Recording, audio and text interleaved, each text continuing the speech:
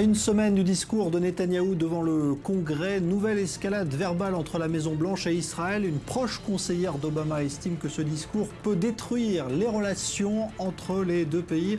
Réponse de Netanyahou il y a quelques instants, vous l'entendrez. Aucun soldat ukrainien tué au cours des dernières 24 heures, et ce pour la première fois depuis l'accord de cessez-le-feu. Mais Washington continue d'accuser la Russie et les rebelles pro-russes de violer l'accord de Minsk. Et puis toujours pas de revendication au Yémen après l'enlèvement hier d'une ressortissante française à Sanaa. Paris tente de prendre contact avec des chefs de tribus sur place.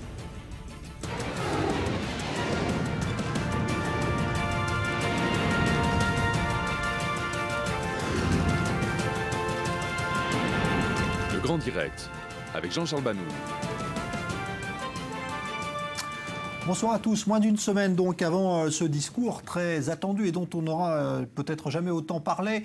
Discours de Netanyahou devant le Congrès américain qui suscite toujours autant de réprobation à Washington. Cette fois, c'est la conseillère pour les affaires de sécurité de Barack Obama, Susan Rice, que vous voyez à l'écran, qui est montée au créneau pour faire savoir bien, que ce discours pouvait tout simplement détruire les relations entre Israël et les États-Unis. Le mot est fort.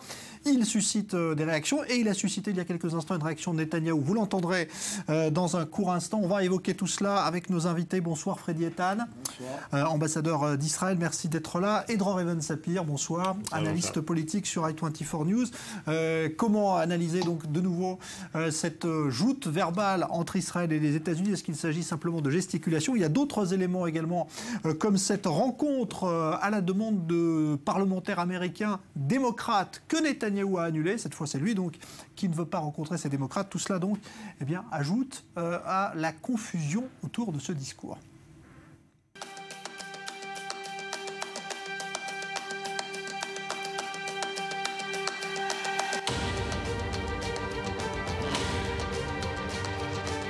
The policy is Iran will not get a nuclear weapon.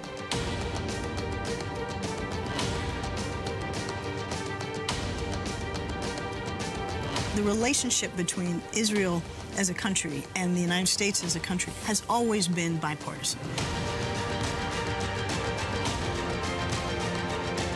Anybody running around right now jumping in to say, well, we don't like the deal or this or that, doesn't know what the deal is. There is no deal yet.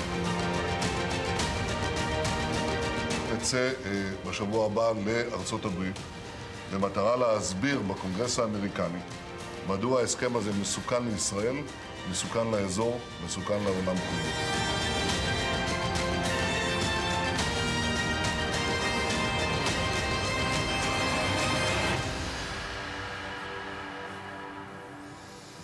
Alors, propos de Susan Rice tenu la nuit dernière, donc à propos de ce discours que va prononcer Benjamin Netanyahou et qui donc évoque, je vous le disais, une destruction possible des relations entre Israël et les États-Unis. Écoutez ce que vient de déclarer, c'était il y a quelques instants à Jérusalem, le Premier ministre Benjamin Netanyahou. De l'accord qui se négocie actuellement, il y a de nombreux motifs d'inquiétude. Les grandes puissances se sont engagées à empêcher l'Iran d'obtenir l'arme nucléaire.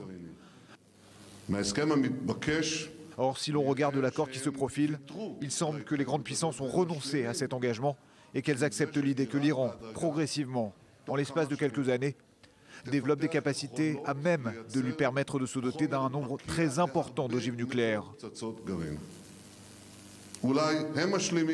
Peut-être que les grandes puissances se font à cette idée, mais moi, je ne suis pas prête à l'accepter. En tant que Premier ministre d'Israël, j'ai une responsabilité envers la sécurité de notre pays et de ses citoyens, et j'ai l'obligation de faire tout ce qui est en mon pouvoir pour exprimer notre opposition, repousser ce danger qui nous guette, pas seulement Israël, mais également nos voisins, le monde entier, face à la nucléarisation militaire de l'Iran. Je respecte la Maison-Blanche, je respecte le président des États-Unis, mais cette question est tellement cruciale pour notre existence que j'ai le devoir de tout faire pour empêcher ce grand danger qui pèse sur Israël.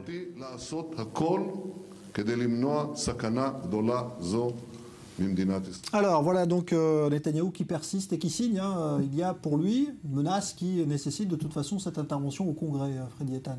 Oui, il a raison. Je ne comprends pas comment le président Obama, représentant les États-Unis, championne de la liberté d'expression démocratique, les valeurs, effectivement. Donc, pourquoi ne pas laisser parler donc Netanyahou? On ne va pas museler donc les paroles d'un Premier ministre allié, fidèle des États-Unis. Et en plus, aujourd'hui, Obama montre par là qu'il a choisi un camp.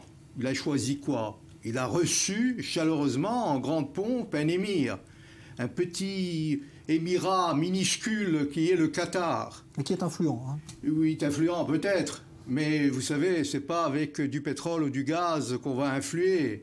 Et ce n'est pas le Qatar, il faut le reconnaître, il faut le dire. Le Qatar, c'est quoi? C'est la confrérie des frères musulmans. Le Qatar, c'est quoi? C'est Al Jazeera. Donc il y a là, je crois que Obama se trompe. Et ce n'est pas un effet destructif ou du côté des relations. Je crois au contraire qu'il s'agit là de permettre à Netanyahou, à Israël, de retrouver donc la sagesse, de retrouver la ligne de conduite qui mettrait les États-Unis. Parce que les États-Unis, hélas, ces dernières années ont échoué. Il y a eu des échecs, un domino d'échecs depuis le printemps arabe. Les États-Unis se sont, dans le cadre de la Syrie, par exemple, a échoué. Pourtant, on était à la dernière minute et on savait que François Hollande aurait pu lancer une opération contre la Syrie. Et ça a fait effet domino, mais c'est encore plus grave, parce que si on avait réagi à l'époque, on n'aurait pas eu aujourd'hui ni Daesh et ni le Hezbollah donc à nos portes. Et aujourd'hui, que fait Obama? Obama va directement, aveuglement, je dirais, pour signer un accord. Pour signer un accord, avec qui? Avec des ayatollahs. Avec qui? Avec un régime religieux, islamique. Avec qui? Avec un régime qui bafoue les conventions internationales. Mais il ne s'agit pas seulement du nucléaire, il s'agit encore plus. Parce qu'il y a des fusées Shihab, ils ont des ogives nucléaires. Et puis, il ne faut pas oublier que l'Iran propage le terrorisme international par le biais du Hezbollah, non seulement contre Israël, mais à travers le monde. Et on le sait bien, contre les États-Unis. Les États-Unis oublient que c'est le Hezbollah qui a tué, dans un attentat à Beyrouth, plus de 250 Marines. Donc il y a là, je crois, une faute grave de la part d'Obama. Et Obama, s'il persiste et essaye par tous les moyens de justifier son prix Nobel de la paix, bon, ok. Mais ce n'est pas cette manière-là. Et je crois qu'on doit effectivement recevoir Netanyahou et d'essayer par tous les moyens de créer un climat moins tendu, parce que on parle que d'affaires personnelles et non pas du sujet même qui est la menace iranienne. Alors on a vu dans le discours Dror de Netanyahou tout à l'heure qu'il reproche finalement aux grandes puissances et aux Américains du coup d'avoir abdiqué, d'avoir capitulé devant l'Iran.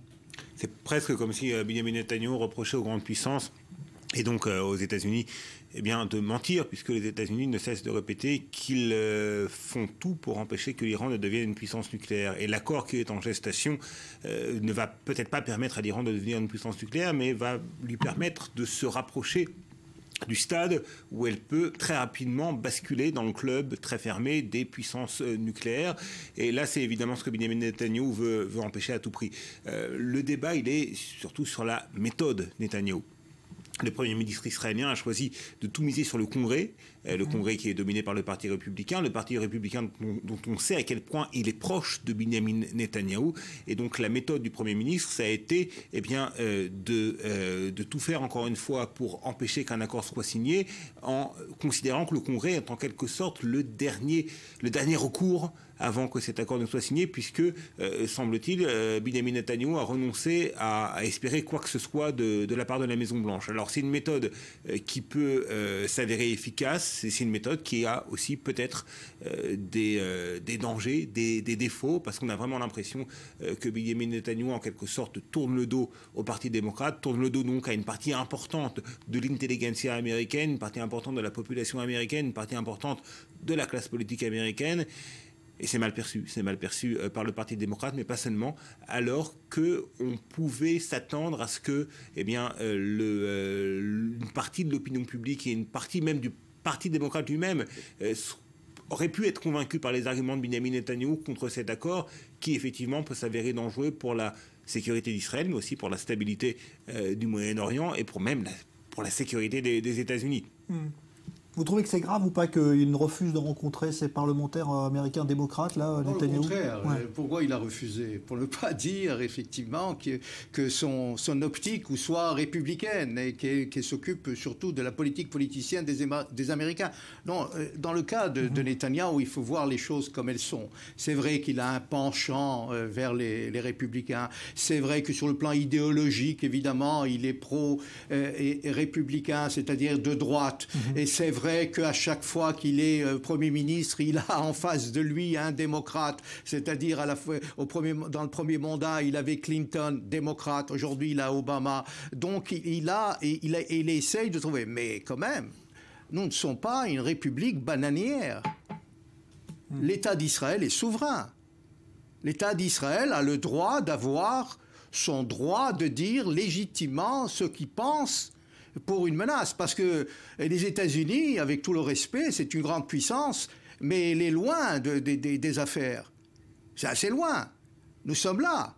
Et la menace est existentielle pour l'État d'Israël. Et donc c'est le devoir d'un Premier ministre de lancer un cri d'alarme et de prouver à l'opinion internationale que, effectivement, il y a là une faute de la part d'Obama et on s'achemine vers un mauvais accord.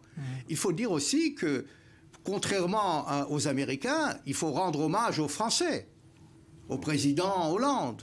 Il l'a dit dans la tribune, devant le CRIF, lors du dîner du CRIF, qui ne permettrait pas donc un Iran nucléaire et que la position française est beaucoup plus intransigeante que celle américaine. Donc il ne s'agit pas seulement des États-Unis, il s'agit de 5+1. C'est-à-dire qu'il y a plusieurs puissances qui sont là et il n'y a pas de convergence entre toutes les nations et toutes les puissances. Donc il y a là un problème qu'il faut régler parce qu'il ne s'agit pas seulement, je le répète, de la bombe nucléaire, il s'agit d'un régime islamiste qui crie, avec Khamenei, le guide spirituel, a lancé des appels à dire mort aux Juifs, mort à Israël et mort à l'Amérique. Je pense que l'administration Obama, et bien évidemment là-dessus il y a une différence essentielle entre Barack Obama, son administration, Benjamin Netanyahou, son gouvernement. L'administration Obama mise sur le fait que l'Iran peut changer, que la société iranienne va pousser le régime iranien vers davantage de 1979, je vous le rappelle. C'est ce que 79, ils sont toujours là. C'est ce que l'administration Obama pense, c'est ce sur quoi elle mise. Là, je ne suis pas son représentant, mais j'essaie de comprendre ce qui amène visiblement Barack Obama et ses conseillers vers un accord sur le programme nucléaire de l'Iran. Et ce qui les amène vers un accord sur le programme nucléaire de l'Iran, c'est que cet accord va prévoir, semble-t-il, un mécanisme de contrôle assez strict des activités nucléaires de l'Iran, sans démantèlement, mais avec l'accent mis sur le contrôle, pour plusieurs années, pour une assez longue période, une période de 15 ans, je crois. Et au cours de cette période, les démocrates américains pensent que la société iranienne, qui effectivement évolue vers un sens qui est quand même intéressant, la société iranienne évolue vers davantage d'ouverture. Et il y a là un décalage réel entre la société iranienne, en tout cas la société iranienne urbanisée, et le régime iranien. Et on peut imaginer que les experts qui gravitent autour de la Maison-Blanche, les experts des affaires iraniennes et moyen-orientales, considèrent que ce décalage ne va pas pouvoir se maintenir en l'état pendant une longue période et que forcément ce régime iranien va se libéraliser et que donc un régime iranien à la pointe de devenir une puissance nucléaire sera moins dangereux pour Israël et pour toute la région s'il devient un régime plus ouvert, plus libéral et plus... C'est un pari, quoi. C'est un pari qu'on peut considérer comme étant dangereux. Et en tout cas, Benjamin Netanyahou en a persuadé, c'est un pari fou. Simplement, encore une fois, le problème, il est sur la méthode. Est-ce que en prenant fait et cause d'une manière aussi nette pour le parti républicain, en acceptant une invitation du président républicain de la Chambre des représentants, John Bonner, sans que ce dernier n'en informe la Maison-Blanche. Est-ce que c'était la meilleure des options possibles pour convaincre la Maison-Blanche de la dangerosité de l'accord qui est en gestation entre les grandes puissances et l'Iran? La question reste posée. Ouais. Oui, écoutez, non, mais il faut dire que les Américains se trompent sur plusieurs, même la CIA, il faut le dire aussi, se trompe sur plusieurs, je dirais, sur le plan géopolitique à plusieurs reprises. Quand George Bush pense lancer une opération en mars 2003 et conquérir l'Irak et changer de régime par la force, il s'est trompé et on voit les conséquences aujourd'hui. Donc ce n'est pas par la force qu'on va changer un régime. Ce n'est pas aussi en tendant la main des ayatollahs qu'on sait très bien que si on comprend bien comment le régime fonctionne, il y a un guide spirituel, mais il y a aussi les gardiens de la révolution. Et les gardiens de la révolution, les pasdaran, sont présents et omniprésents partout, et ils sont les plus intransigeants. Ils bafouent les droits de l'homme, comme on le sait. Ils sont là et on les voit comment ils réagissent à chaque fois qu'il y a une tendance de la part de Rouhani vers l'Occident, vers une ouverture. Mais pour l'Iran, quel est son but? C'est pas seulement d'arriver à construire une bombe atomique, c'est de lever les sanctions. Et donc, ils veulent sortir de cette quarantaine, de cet isolement dans l'arène internationale et commerciale. Alors, si on veut sortir donc de la levée, on le fait d'une manière avec ruse. Et donc, il y a là cet aspect-là. Mais ce qui est encore plus grave, c'est que les Iraniens, aujourd'hui, dissimulent les sites nucléaires. Il ne s'agit pas d'un seul site nucléaire. Il s'agit d'une vingtaine de sites. Et ce n'est pas seulement de l'enrichissement de l'uranium, il y a du plutonium. Et donc, on peut avoir effectivement accès à tous les sites. Mais le problème, c'est que les inspecteurs de l'AIEA ne peuvent pas arriver à tous les sites pour inspecter d'une façon efficace. Ils sont profondément souterrains. Ils sont dans les roches. Ils sont un peu partout, donc c'est très difficile d'avoir. Et puis avec la ruse qu'on connaît, l'ironie effectivement des ayatollahs et des négociateurs iraniens, on voit qu'ils jouent bien. Ils sont des joueurs, de bons joueurs d'échecs, et ils savent le faire. Alors, tous ces aspects-là, je pense qu'en tout cas à Jérusalem, autour de Benjamin Netanyahou, les responsables israéliens en ont tout à fait conscience et ils n'ont cessé de tirer la sonnette d'alarme auprès des dirigeants américains, auprès d'autres dirigeants des puissances occidentales. Une information intéressante que l'on doit à Jeffrey Goldberg, le journaliste américain très proche de Barack Obama, qui a été démenti bien évidemment par le bureau du Premier ministre à Jérusalem, information selon laquelle l'homologue de Susan Rice, dont on a parlé, l'homologue israélien de Susan Rice, à savoir le Yossi Cohen, le conseiller de Netanyahou pour les affaires de sécurité nationale, donc c'est un poste tout à fait équivalent à celui qu'occupe Madame Rice à Washington, il est occupé à Jérusalem par un certain Yossi Cohen. Bon, c'est un nom tout à fait courant en Israël, mais c'est un poste très important. Yossi Cohen se serait, dit-on, opposé au discours de Benjamin Netanyahou devant quoi. Ça a été démenti, bien évidemment. Le démenti n'est pas une surprise. Le démenti n'est pas une surprise. Obama joue, vous savez comment la désinformation se passe. On peut considérer, il y a des versions, on peut considérer que ce soit effectivement une manipulation de Barack Obama par Jeffrey Goldberg et formelle que c'est effectivement, il savait comment il s'agit et on le sait très bien. Un homme du Mossad ne sait pas ces choses. Là, bon. Alors, effectivement, Yossi Cohen est un ancien du Mossad. Par contre, alors, on peut aussi peut-être laisser une place au doute et s'interroger. On sait qu'en général, l'establishment sécuritaire en Israël ne voit pas du même œil la manière de gérer la menace iranienne. L'ancien patron de Yossi Cohen au sein du Mossad, Meir Dagan, était tout à fait opposé à la méthode Netanyahou pour contrer la menace représentée. À la destruction par la force, par une opération militaire. Il est avec Netanyahou dans tout ce qui s'est passé, et ça je peux vous le dire, pendant des années. Pourquoi il y a eu un retard de la construction de la bombe atomique. Il fait des activités du Mossad. Il y a, je ne sais pas, mais on peut, vous pouvez le dire. Mais c'est là, si vous voulez, le retard donc effectué par la bombe. On dit que Netanyahou disait il y a quelques années, devant la tribune des Nations Unies, en montrant un dessin pour prouver par là que l'Iran va s'acheminer dans les mois à venir donc à une bombe atomique. Mais ça a été retardé pour d'autres raisons, je dirais des raisons techniques. Et donc, il y a une convergence entre l'ancien chef du Mossad et Netanyahou dans ce sens-là. Il y a d'autres, des généraux aussi de Tzahal, s'opposent à une action militaire parce qu'il faut savoir aussi qu'une action militaire, c'est aussi le lendemain, c'est-à-dire les réactions après. Et c'est là qu'il y a ici un problème. D'autant plus qu'une action militaire sans l'assistance américaine serait tout à fait hasardeuse. Alors, je voudrais qu'on voit justement maintenant en quoi peut consister aussi une destruction, comme l'annonce Susan Rice, de ces relations entre Israël et les États-Unis. Est-ce que c'est envisageable? Jusqu'à quel point? L'éclairage tout de suite de Mathias Inbar.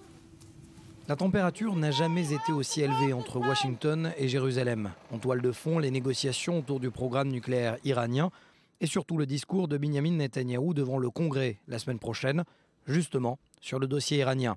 Et plus les jours passent, plus les leaders des deux camps s'invectivent.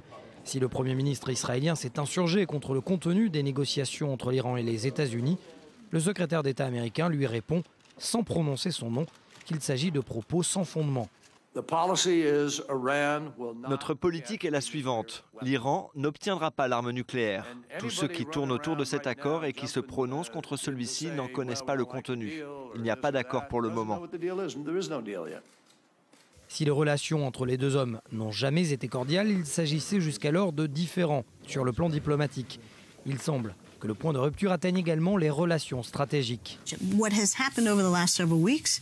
qui est arrivé au cours des dernières semaines à propos de l'invitation qui a été lancée par John Boehner, le président du Sénat, et l'acceptation de celle-ci par le Premier ministre Netanyahou 2 semaines avant les élections dans son pays, n'a fait qu'injecter de la partisanerie dans nos relations.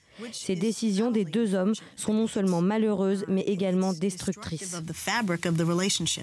Une manière de se ranger derrière son président et la polémique d'enfler d'ailleurs autour de Barack Obama, qui selon Jérusalem aura le temps de rencontrer une star de YouTube, mais pas pour un entretien avec Netanyahou. S'agit-il alors d'un point de non-retour ou d'une crise momentanée? Ils sont intéressés à punir Benyamin Netanyahou. Ce n'est pas à la hauteur des États-Unis. Barack Obama et John Kerry ne le rencontreront pas. Mais sachez-le, la crise s'arrêtera très vite. Aux États-Unis, le président ne reste en poste que 8 ans et les démocrates auront besoin du vote juif. Ici, Benyamin Netanyahou est en poste depuis 1996, certes avec des pauses. Une polémique qui, pour les conseillers de Benyamin Netanyahou, ne peut que lui permettre d'imposer son propre agenda diplomatique et sécuritaire. Alors, et pour être complet, là on était évidemment dans l'analyse côté américain, on va voir aussi côté israélien, dans la rue cette fois, ce que les Israéliens pensent de cette nouvelle escalade. Est-ce qu'il y a un vrai risque de destruction de ces relations et à qui la faute? Écoutez. Selon moi, Obama est l'unique et le seul qui crée des problèmes entre les États-Unis et Israël.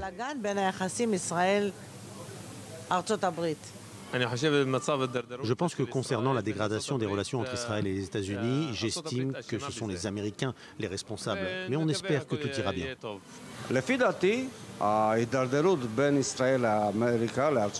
Selon moi, la dégradation des relations n'a qu'une unique raison. Bibi Netanyahou, politiquement, il a gâché les rapports entre les deux pays.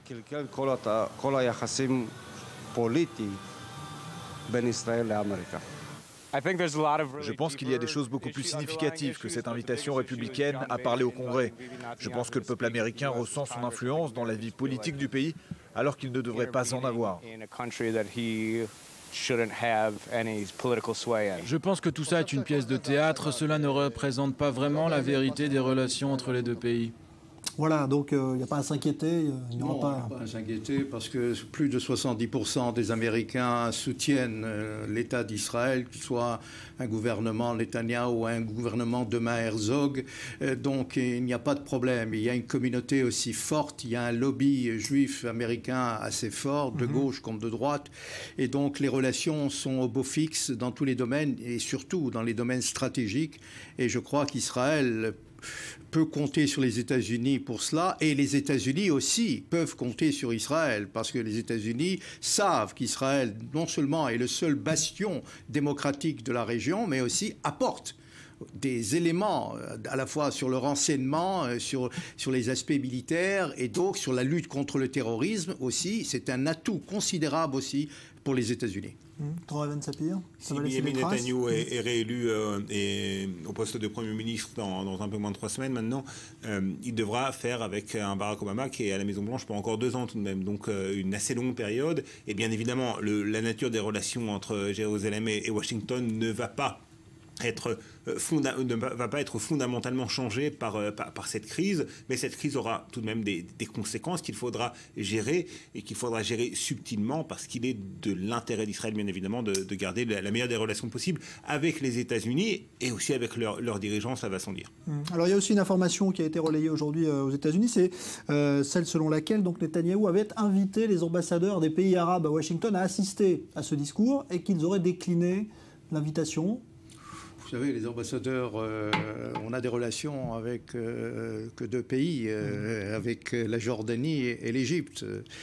Évidemment, c'était un geste de bonne volonté de la part du Premier ministre pour assister et pour voir, mais il faut dire que sur la menace iranienne, on est sur la même longueur d'onde avec l'Arabie Saoudite et tous les autres pays du Golfe, parce que eux aussi... Et avec le Qatar, donc...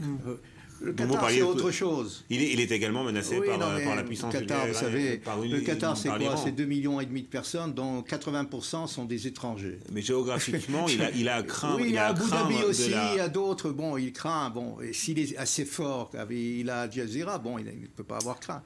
Donc, et là, je crois que l'Arabie Saoudite et donc les pays du Golfe sont plus inquiets même qu'Israël, parce qu'ils sont les plus proches. Et donc, s'il y a une certaine alliance commune, un front commun des pays arabes modérés, y compris de l'Égypte et de la Jordanie, l'Arabie Saoudite, avec Israël, face à l'étendard chiite, parce que tous ces pays-là sont des sunnites. Et dans le contexte géopolitique de la région, cela est important d'avoir un front commun donc avec les pays modérés sunnites. Et je crois que là, on peut évidemment bloquer, essayer de mettre en quarantaine, si vous voulez, l'hégémonie, essayant de contrecarrer l'hégémonie chiite de l'Iran. Eh bien oui, on va voir donc ce qui se passe déjà avec ce discours dont on parle beaucoup. Merci Freddy Ethan, merci Dror Even-Sapir. Dans un instant, suite du grand direct avec le Yémen notamment et l'Ukraine, où il y a une sorte de cessez-le-feu semble enfin entrer en vigueur. On verra cela en détail dans un instant. Restez avec nous. Juste après la pause, on revient.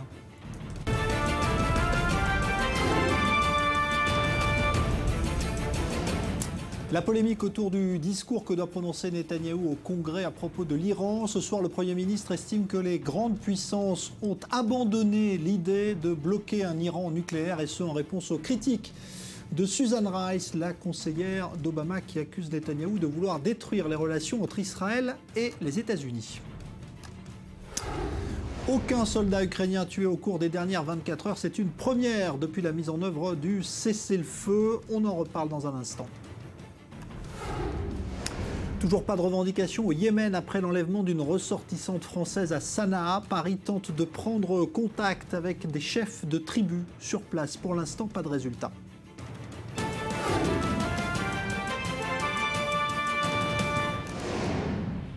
Aucun soldat ukrainien n'a donc été tué au cours des dernières 24 heures. C'est la première fois depuis l'accord de cessez-le-feu conclu à Minsk. Cette annonce du président ukrainien vient peut-être rallumer l'espoir d'une vraie accalmie alors que les tensions Est-Ouest restent palpables. Joseph Emmanuel. C'est la première fois que l'armée ukrainienne parle d'une baisse considérable des tirs rebelles. Mais elle se dit rester prudente et attendre l'arrêt total des tirs avant de procéder au retrait des armes lourdes. Depuis l'entrée en vigueur du dernier cessez-le-feu, les rebelles ont repris la ville stratégique de Debaltsev à mi-chemin entre Donetsk et Lugansk et jouent désormais l'apaisement. J'ai reçu un ordre et je l'applique en fonction des accords de Minsk. Nous retirons une division d'obus à 100 km de sa base permanente. Si le côté ukrainien ne respecte pas les accords de Minsk, je pense qu'il ne nous faudrait qu'une heure pour revenir et répliquer en utilisant toutes nos armes. Apaisement ostentatoire tout de même teinté de menaces, alors que la pression occidentale continue de s'accroître sur la Russie. La Grande-Bretagne a fait parvenir aux Ukrainiens des hommes et du matériel de guerre. Laissez-moi être très clair, nous ne déployons pas de troupes de combat en Ukraine et nous ne le ferons pas. Mais nous fournissons une aide logistique qui a été demandée par le gouvernement ukrainien afin d'aider ses propres forces armées en vue de réduire le nombre de morts et de blessés. De son côté, John Kerry accuse directement la Russie et parle du plus important exercice de propagande depuis le plus fort de la guerre froide. Des mots forts appuyés par la participation de blindés américains à des manœuvres de l'OTAN en Estonie, près de la frontière russe. Une participation qui fait suite à de vastes manœuvres militaires russes ce mardi, impliquant 2000 soldats dans une zone également frontalière de l'Estonie. La pression monte donc d'un cran sur les Russes, malgré la déception du gouvernement ukrainien face à la non-condamnation européenne de la prise de Debaltsev il y a une semaine. Accolée au territoire russe de Kaliningrad, la Lituanie a annoncé mardi son intention de rétablir temporairement le service militaire obligatoire. L'environnement géopolitique d'aujourd'hui nous oblige à renforcer l'armée et il faut le faire aussi vite que possible. Notre Conseil de défense d'État a donc décidé que nous devons temporairement renouveler la conscription militaire et ce, pour les 5 prochaines années. La Lituanie a passé la plus grande partie du siècle dernier incorporée à l'Union soviétique. Elle a récupéré son indépendance en 1991 et demanda rapidement à faire partie de l'Union européenne. Son entrée dans l'OTAN a toujours été vue par la Russie comme une anormalité. Et de nombreux analystes pensent que les Russes pourraient fomenter de nouvelles instabilités en jouant de ces minorités russophones chez ses anciens vassaux, comme la Lituanie. Démonstration de force de l'Iran dans le détroit d'Ormuz, un exercice militaire naval grandeur nature où la marine iranienne a reconstitué des navires américains pour simuler une bataille navale. Le tout évidemment soigneusement mis en scène pour impressionner l'Occident en pleine négociation sur le nucléaire. David Klezewski. Le commandement militaire iranien a les yeux rivés sur sa cible. Un navire de guerre américain est sur le point d'être détruit. Que le Pentagone se rassure, cette attaque est une simulation. Un très vaste exercice naval a été mené dans le détroit d'Ormuz. Une attaque factice mais grandeur nature. Un porte-avions américain a été reproduit à taille réelle pour servir de cible aux missiles, qui eux étaient bien chargés d'explosifs. Plusieurs vedettes rapides d'attaque ont aussi été mobilisées pour l'exercice. Si l'Iran a encore été accusé par l'opposition de dissimuler certaines activités nucléaires, cet entraînement en plein air a au contraire été pensé pour être vu et filmé. Démonstration de force de Téhéran qui confirme son ascension régionale. Selon la télévision d'État, l'objectif est de démontrer la puissance des gardiens de la révolution dans la défense des intérêts de l'Iran dans le Golfe. L'enjeu ici, c'est le contrôle de cet espace, le détroit d'Ormuz. Un golfe maritime coincé entre l'Iran d'un côté, plusieurs États arabes sunnites de l'autre. Près d'un tiers du trafic pétrolier maritime mondial transite par cette bande de mer. Téhéran essaye d'accroître son influence et cherche à s'emparer des îles Tombes et Abu Massa. Et l'Iran avait déjà menacé par le passé de paralyser le détroit d'Ormuz en cas d'attaque sur son territoire ou bien en cas de sanctions occidentales contre les exportations iraniennes de pétrole. Mais ces dernières semaines, les Iraniens ne sont pas les seuls à faire croiser leurs navires dans cette zone potentiellement explosive. Les forces américaines peuvent compter sur le porte-avions USS Carl Vinson, stationné au large de l'Arabie Saoudite pour 8 semaines. Un sous-marin nucléaire d'attaque, une frégate de défense anti-aérienne et une frégate anti-sous-marine de l'armée britannique sont également sur zone. Engagée contre l'État islamique, la France a aussi dépêché sur place le porte-avions Charles de Gaulle, à partir duquel les Rafales s'envolent pour l'Irak ou la Syrie. À quelques kilomètres, les Iraniens n'oublient pas de faire remarquer leur présence. Selon un capitaine de vaisseaux français, bateaux et avions de Téhéran s'approchent régulièrement des forces internationales pour signifier que chaque centimètre de son espace fait l'objet d'une surveillance très attentive. Voilà, et cette fois, il ne s'agit pas d'exercice, mais des premières frappes menées par les avions français Rafale contre l'État islamique depuis le porte-avions Charles de Gaulle. Le bâtiment phare de la marine française a été engagé cette semaine dans les opérations de la coalition internationale contre l'EI en Irak. Et 2 Rafales ont donc effectué les premières frappes ce matin. Plusieurs médias internationaux ont révélé cette semaine des documents secrets sur les rapports d'espionnage du Mossad, les services secrets israéliens. Il s'agit de fuites liées à ce que l'on a appelé l'affaire Snowden, du nom de cet ancien agent américain. Et en pleine négociation donc avec l'Iran, ces révélations peuvent-elles porter atteinte à la sécurité d'Israël? Explication de Maxime Pérez. Après l'avoir mis en porte-à-faux avec Benyamin Netanyahou sur l'état de la menace nucléaire iranienne, Al Jazeera épingle de nouveau le Mossad. Mais cette fois, il est question des méthodes des services secrets israéliens. La chaîne d'information qatari n'a jusqu'ici présenté aucun document signé du Mossad. Les seuls rapports en sa possession proviennent de l'Agence de sécurité d'État en Afrique du Sud. Datant de 2013, il se base uniquement sur des briefings donnés par les services de renseignement israéliens à leurs homologues de Johannesburg. Les informations recueillies sont donc non seulement partielles, mais elles ont été ouvertement transmises par le Mossad. En d'autres termes, il s'agit d'éléments déclassifiés. Entre autres, on y apprend que les services secrets israéliens jouent abondamment la carte de la séduction pour venir à leur fin. Utilisation de prostituées pour faire chanter leurs sources palestiniennes ou d'agents chargés de flirter avec les secrétaires d'ambassadeurs ou des hôtesses de l'air pour espionner le train de vie de certains diplomates. Voilà comment s'y prendrait le Mossad pour tisser sa toile d'araignée. Par ailleurs, dans les diverses missions de renseignement qui leur sont assignées, les services secrets israéliens prendraient régulièrement contact avec des membres de la communauté juive. La compagnie aérienne El Al serait aussi discrètement mise à contribution pour assurer au Mossad un appui logistique. D'autres documents d'Al Jazeera émanant toujours de l'agence de renseignement sud-africaine devraient être rendus publics dans les prochains jours. Outre le Mossad, il relaterait des échanges avec la CIA, le MI6, le FSB russe et même les services secrets iraniens. Une mosquée partiellement endommagée par un incendie criminel la nuit dernière. Cela se passe dans un petit village proche de Bethléem, dans les territoires palestiniens. La police israélienne évoque la piste d'extrémistes juifs connus sous le nom du prix à payer, qui se livrent régulièrement à ce type de dégradation. La France tente de prendre contact avec les ravisseurs de la ressortissante française enlevée hier à Sanaa, au Yémen. Pour l'instant, aucune revendication n'a été reçue, ce qui rend évidemment la tâche très compliquée dans un pays en proie au chaos. Leslie Rezoug. C'était la dernière expatriée de sa société à se trouver au Yémen et elle devait en partir dans quelques jours. Mais Isabelle Prime a été enlevée mardi matin à Sanaa. Elle était en poste dans le pays depuis novembre 2013 pour une société de conseil américaine. À la radio ce matin, le ministre français des Affaires étrangères a donné plus de précisions sur le parcours de la jeune chargée de mission. Elle a été enlevée à 11h45 heure française à un checkpoint à Sanaa. Elle était dans un taxi avec son accompagnatrice. Les deux ont été enlevés.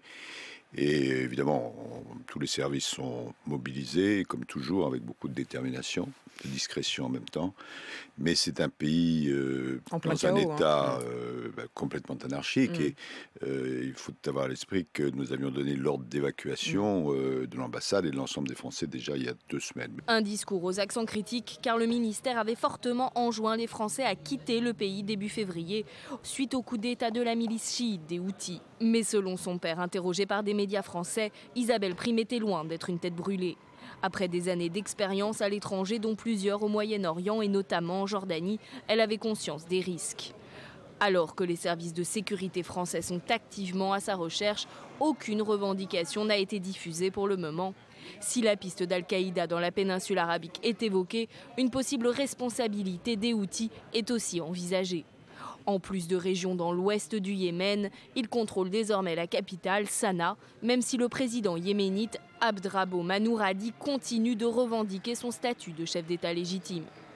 Des divisions et une instabilité politique qui pourraient compliquer encore un peu plus les investigations pour retrouver Isabelle Prime, désormais l'unique otage française dans le monde. Alors, situation au Yémen, effectivement, on va essayer d'éclaircir tout cela avec vous, Ali Wakel, bonsoir. Bonsoir, spécialiste du monde arabe et musulman sur i24 News. D'abord, c'est vrai qu'on a très peu d'éléments sur ce qui a pu arriver à cette jeune femme. Qui peut enlever aujourd'hui au Yémen? Les pistes sont nombreuses, malheureusement. Tout à fait, comme on a entendu dans votre reportage, il peut se faire qu'il s'agit d'Al-Qaïda, il peut se faire qu'il s'agit des Houthis ou d'autres milices qui sont en train de se développer pour essayer d'en profiter de la situation et du chaos qui règne au Yémen ces derniers mois, Jean-Charles. Je crains que on verra pas, la Française ne verra pas le jour très prochainement sur surtout quand il n'y a pas de gouvernement central au Yémen, surtout quand il y a plusieurs acteurs étrangers qui sont en train de tirer les ficelles dans la politique interne du pays, et surtout quand la division entre Sud et Nord est peut-être le scénario le plus probable.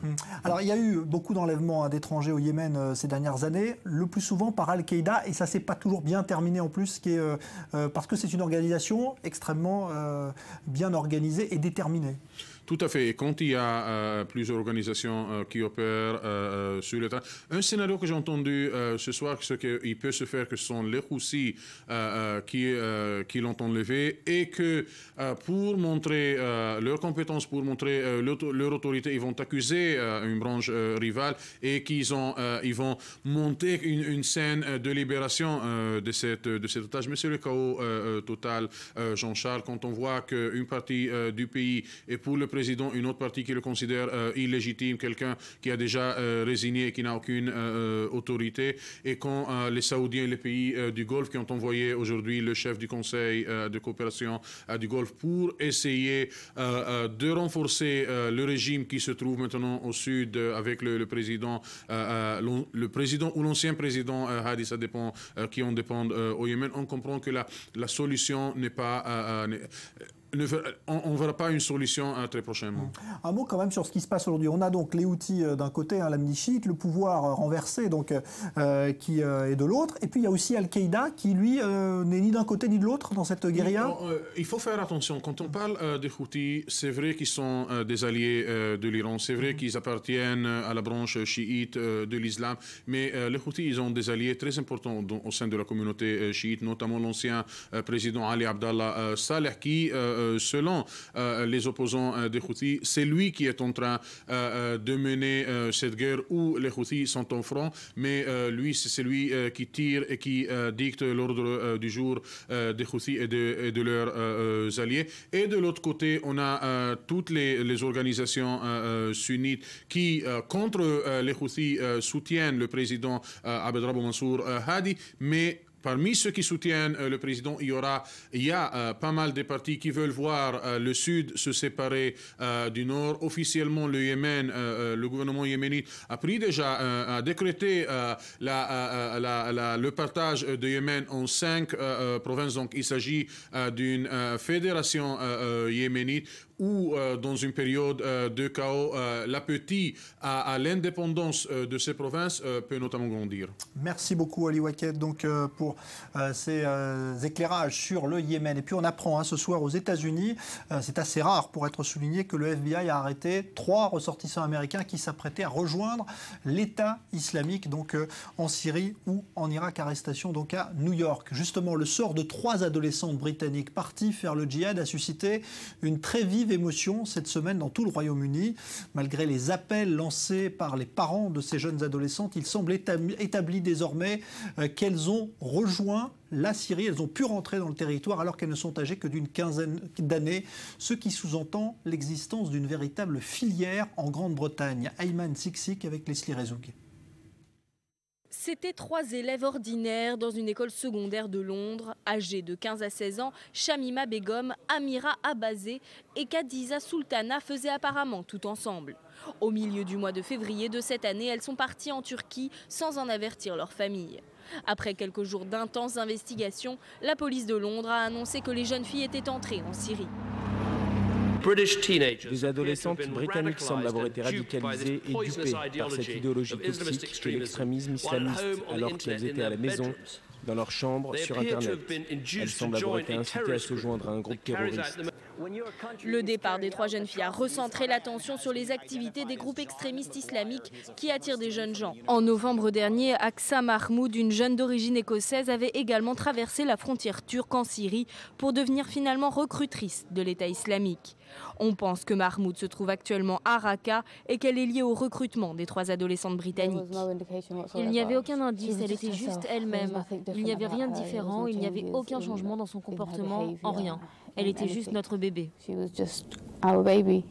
Alors d'où viennent les combattants étrangers en Irak et en Syrie? Jusqu'à présent, ils venaient principalement des pays voisins du Moyen-Orient, avec un maximum de 3000 combattants en provenance de Tunisie et jusqu'à 2500 en provenance d'Arabie Saoudite. En Europe, la France a constaté le départ d'environ 1200 ressortissants partis rejoindre les djihadistes, tandis qu'en Allemagne et au Royaume-Uni, on en compte 600. Le personnel de l'école anglaise où étudiaient les 3 jeunes filles britanniques disent n'avoir pas vu de signes de radicalisation. Cependant, leurs familles ont critiqué les services de sécurité qui ne sont pas intervenus afin d'arrêter leurs sœurs, en dépit des efforts mis en œuvre en matière de surveillance dans le pays. 4 députés français issus à la fois de droite comme de gauche ont rencontré aujourd'hui à Damas le président syrien Bachar el-Assad. C'est une mission non officielle, précise le Quai d'Orsay, car la France a rompu toute relation avec Damas depuis 2012. On ignore donc les fins de cette visite parlementaire de courte durée. Le rapport d'Amnesty International dresse un constat terrible pour l'année 2014. Les violences des groupes armés ont notamment entraîné un déplacement de plus de 50 millions de personnes à travers le monde. C'est le pire total enregistré depuis la Deuxième Guerre mondiale. On est en ligne avec Geneviève Garrigos qui préside Amnesty International France. Bonsoir. Bonsoir. Geneviève Garrigos. Oui, que je n'entends pas pour ma part. Est-ce qu'elle est... Alors, Geneviève Garrigos, d'abord ce rapport qui dresse un constat terrible. C'est une situation dramatique enregistrée en 2014. Oui, c'est une... Vous m'entendez? Allô? Allô, vous m'entendez?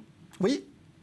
Ah, d'accord, pardon. C'est pour l'instant un petit problème. Je ne vous entends pas personnellement. Je ne sais pas si vous êtes toujours là. Comme vous l'avez signalé. Geneviève Garrigos, vous êtes là?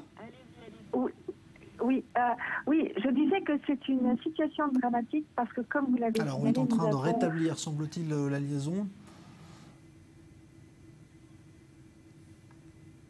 Alors on va essayer de vous retrouver juste derrière, le temps de signaler qu'à Paris, il y a eu des nouveaux vols de drones la nuit dernière non identifiés dans la capitale française. Ils n'ont pas été interceptés. Mais 3 journalistes d'Al Jazeera qui faisaient voler un drone cet après-midi ont été placés en garde à vue. On ignore pour l'instant s'ils sont liés à ces mystérieux vols nocturnes enregistrés donc depuis 2 nuits maintenant au-dessus de sites sensibles à Paris.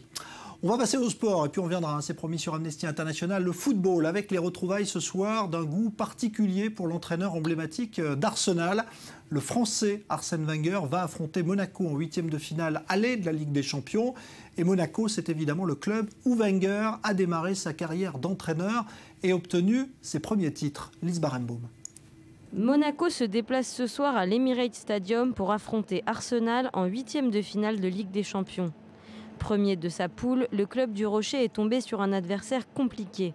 Mais la meilleure défense de la compétition, un but encaissé en 6 matchs, pourrait bien gêner le club londonien. Nous savons que ça va être un match difficile. Bien sûr, nous sommes les outsiders ce soir. Arsenal est favori. Mais nous sommes venus pour faire un bon score et peut-être que nous allons y arriver. Nous nous sommes bien préparés. Ça fait 2 ans que je suis là. J'ai motivé mes coéquipiers. Après 4 éliminations frustrantes à ce stade de la compétition, les Monégasques joueront contre des Gunners qui n'ont pas réussi à rejoindre les quarts de finale de C1 depuis 5 ans. Mais les hommes d'Arsène Wenger ont remporté leurs 3 matchs à domicile lors de la phase de poule. L'Emirates Stadium semble donc imprenable cette année, même si l'entraîneur reste prudent. Je ne sais pas si nous sommes favoris, pour moi c'est 50-50. Je préfère qu'on ait la pression avant le match. La pire chose qui puisse arriver dans une carrière, c'est de jouer sans aucune pression. J'adore être sous pression quand il y a de vrais enjeux. C'est le genre de match qu'on aime jouer quand on est footballeur ou entraîneur. Pour Monaco, c'est un beau retour. L'équipe atteint ce stade pour la première fois depuis la saison 2004-2005. Et pour l'entraîneur d'Arsenal, ce match aura un goût particulier. Il a entraîné les Monégasques entre 1987 et 1994 avant de devenir l'homme incontournable d'Arsenal à partir de 1996. Et le club londonien n'a été battu que 2 fois par des équipes françaises en 22 rencontres. Écoutez, j'ai beaucoup de respect pour ce club qui m'a donné ma chance dans ma vie d'entraîneur. Donc, c'est avec beaucoup de reconnaissance pour le club. Et aussi, je suis heureux que Monaco soit revenu au très très haut niveau parce que ça prouve que le club survit au haut niveau, c'est toujours bien quand tu as quitté un club de voir que il va bien. Le match semble d'autant plus déséquilibré pour Monaco que Toulalan, suspendu, et Bakayoko, blessé, manquent à l'appel en milieu de terrain. Radji et Carvalho sont aussi forfaits. L'équation sera donc difficile à résoudre pour Leonardo Jardim. Voilà, et puis en Grèce ce soir, après de nouvelles violences survenues le week-end dernier dans des stades, le football professionnel est sur la sellette et le gouvernement de Tsipras a décidé de suspendre jusqu'à nouvel ordre le championnat professionnel grec. On revient donc comme promis au rapport d'Amnesty International et ce constat terrible dressé pour l'année 2014. 50 millions de personnes déplacées à travers le monde en raison des conflits, c'est du jamais vu depuis la Deuxième Guerre mondiale. Geneviève Garrigos, je crois que cette fois vous êtes en ligne, bonsoir. Bonsoir. Voilà, je vous entends parfaitement, ça va être beaucoup plus simple pour dialoguer. Alors, comment vous pointez du doigt finalement dans ce rapport la responsabilité de la communauté internationale qui n'a pas su répondre de manière adéquate à cette situation ? Absolument, parce que ce que nous constatons effectivement, c'est que aujourd'hui, que ce soit les groupes armés ou de nos gouvernements, lors de conflits, eh bien, prennent délibérément pour cible les civils et commettent des exactions d'une très grande gravité. Or, à plusieurs reprises, et notamment nous l'avons vu en début d'année, lorsque le Conseil de sécurité a proposé une nouvelle résolution pour la saisie de la Cour pénale internationale sur la Syrie, la Russie et la Chine ont encore opposé leur veto. Et de fait, ce droit de veto qu'aujourd'hui nous demandons aux membres permanents du Conseil de sécurité de ne pas utiliser en cas de génocide, de crimes de guerre ou de crimes contre l'humanité, eh bien ce veto aujourd'hui paralyse les instances internationales. Et puis ce que nous dénonçons aussi, c'est que finalement de très nombreux États aujourd'hui encore préfèrent privilégier leurs intérêts géopolitiques plutôt que de sauver des vies. Ça veut dire que cette opération militaire de grande envergure qui a lieu en ce moment en Syrie, théoriquement pour protéger les personnes civiles qui sont persécutées, n'a pas d'impact selon vous? C'est pas la bonne réponse? C'est une réponse. Je ne connais pas les informations au regard de ce qui se passe militairement. Cela étant, on voit bien que de toute façon, la situation en Syrie, elle dégénère depuis 2011.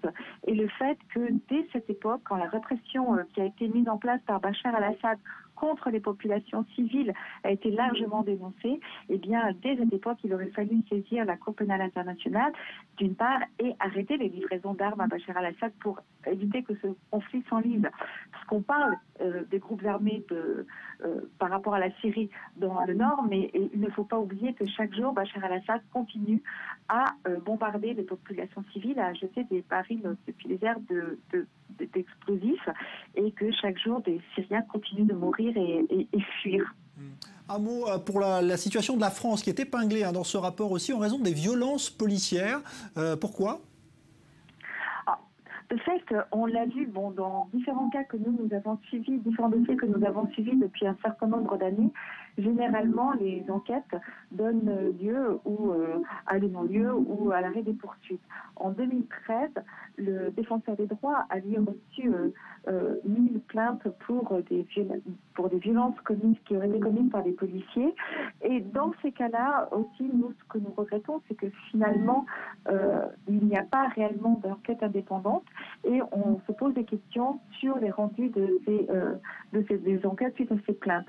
C'est ce qui s'est passé également l'année dernière, en fin d'année, quand il y a eu la répression des manifestations qui ont entraîné la mort de Rémi Fraisse au niveau du barrage de Sèvres. Une vingtaine de personnes également ont déposé plainte pour violence policière. L'enquête a conclu qu'il n'y avait pas eu d'erreur de la part de la police, mais là aussi on questionne ces enquêtes qui ne sont pas indépendantes et impartiales, comme je le rappelais. Merci beaucoup Geneviève Garrigos donc pour ce témoignage. Je rappelle que vous présidez l'antenne française d'Amnesty International et de ce rapport annuel publié aujourd'hui. De la culture pour terminer avec la présence très inhabituelle en Israël d'un des plus grands poètes du monde arabe. Il s'agit de l'Égyptien Hicham El-Jor qui a obtenu l'autorisation de venir en Israël alors qu'il est résolument anti-israélien, mais surtout qui a décidé de ne pas tenir compte de l'appel au boycott lancé par les pays arabes. Il était à Nazareth où l'a suivi Hicham Abdelra avec Sandy Fortis. علشان انتم Voici l'un des poètes probablement le plus populaire du monde arabe, Hicham El-Jarh. Égyptien, séducteur, engagé, il mixe poésie et observation sociale avec un talent qui touche toujours son public. Des poèmes souvent politiquement incorrects, écrits en arabe simple, ils ont pour objectif d'être accessibles à tous, peu importe le niveau d'éducation. Ignorant les nombreux appels au boycott de ses compatriotes arabes, Hicham El-Jarh est venu à la rencontre du public arabe d'Israël. Il a joué cette semaine à Nazareth dans une salle comble. Nous avons défié tous ceux qui ne voulaient pas qu'il vienne ici. Ce soir, nous profitons de sa présence. C'est un fils de Nazareth, un fils de la Palestine. Je pense que le fait qu'il soit ici est une façon de répandre notre culture. Il casse les restrictions culturelles que le monde arabe nous impose. Dans la salle, le public était majoritairement composé d'Israéliens arabes qui se revendiquent d'identité palestinienne, des fans qui se sont battus pour que la venue d'Hicham à Nazareth soit possible. Si d'autres artistes venant du monde arabe suivent cet exemple, ce pourrait être le début d'une nouvelle vie culturelle pour les Israéliens arabes, coupés depuis de nombreuses années des événements panarabes par la volonté même de leurs voisins.